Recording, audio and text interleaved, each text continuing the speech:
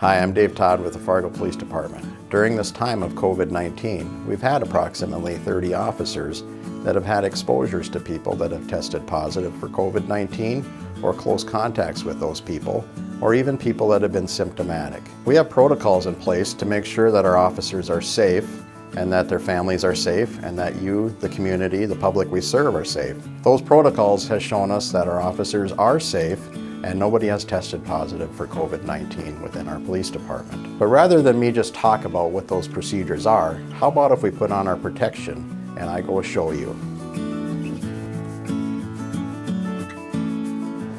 All of our officers have been issued personal protective equipment to protect themselves, the community, and their families from airborne pathogens and anything else they'd encounter on the job. Some of the personal protective equipment they've been issued is an N95 respirator mask, surgical masks, and glasses. When our officers respond to calls for service, they're expected to wear the N95 respirator masks and their glasses. When these are used in conjunction, it should protect our officers from any airborne pathogens or saliva or phlegm or bodily fluids that they come into contact with. When officers are at the station, they are expected to wear surgical masks and glasses, again to protect themselves and others from any exposure that they may have come in contact with. We do also have transport officers that are specifically designed to transport individuals within our city.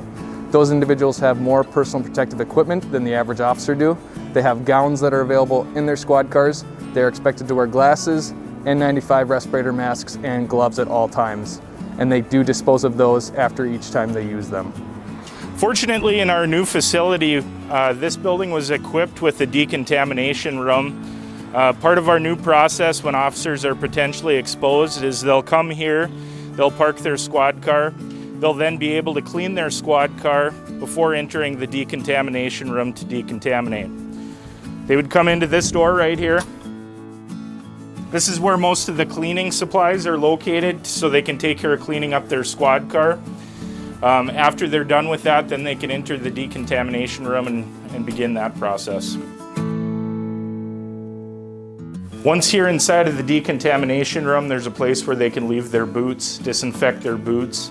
We've also then have a washer and dryer in place so they can take care of washing their clothes immediately after that potential exposure. We've put together little kits for the officers for all the supplies that they may need once they're going through that decontamination process. They can then take any of the biohazard items that they obtained from that interaction and dispose of them properly.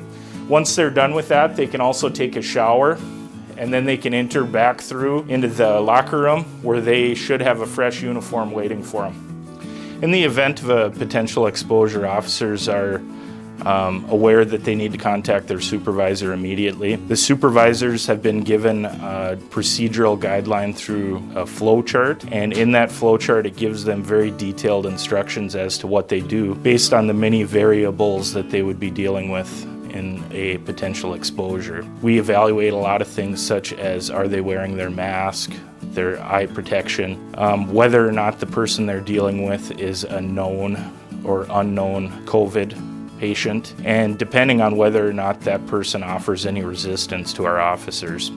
All those different variables will tell us which way we need to go on that flow chart, and it helps us make a determination as to what the next steps are for the officer. In a case where they are involved in a potential exposure, they would be directed to contact employee health. Employee health would then give them guidance as to what the next steps were. In some instances, officers can simply obtain their return to work authorization and return to full duty.